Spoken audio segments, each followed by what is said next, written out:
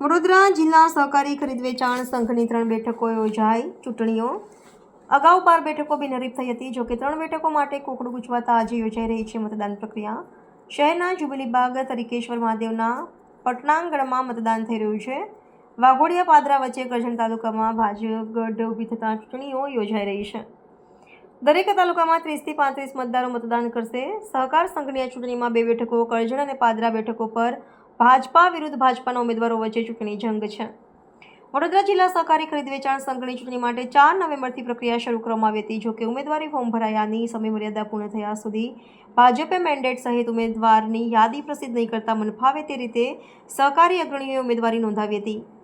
સમયમર્યાદા પૂર્ણ થયા બાદ લગભગ 18 નવેમ્બરે ભાજપે ઉમેદવારોનું મેન્ડેટ જાહેર કર્યું હતું.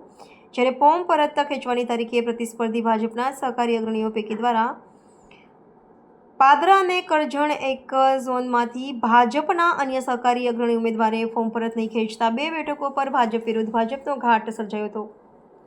જ્યારે વાઘોડિયા બેઠક પર ભાજપના મેન્ડેટ ધારક ઉમેદવાર હરિકૃષ્ણ પટેલ વિરુદ્ધ કોંગ્રેસ સમર્પિત સહકારી અગ્રણીની ઉમેદવારી ઊભી રહેતા વાઘોડિયા બેઠક પર ભાજપ વિરુદ્ધ કોંગ્રેસની સ્થિતિ સર્જાઈ હતી.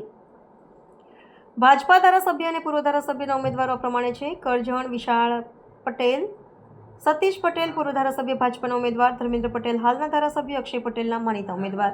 પાદરા પિનાકિન પટેલ હાલના ધારાસભ્ય, ચૈતન્યસિંહ ઝાલાના માનીતા, ચંદ્રેશ પટેલ સ્વામી દિનુમામા પૂર્વ ધારાસભ્યના માનીતા. જ્યારે વાઘોડિયામાં ભાજપ અને કોંગ્રેસ વચ્ચે સીધો જંગ છે.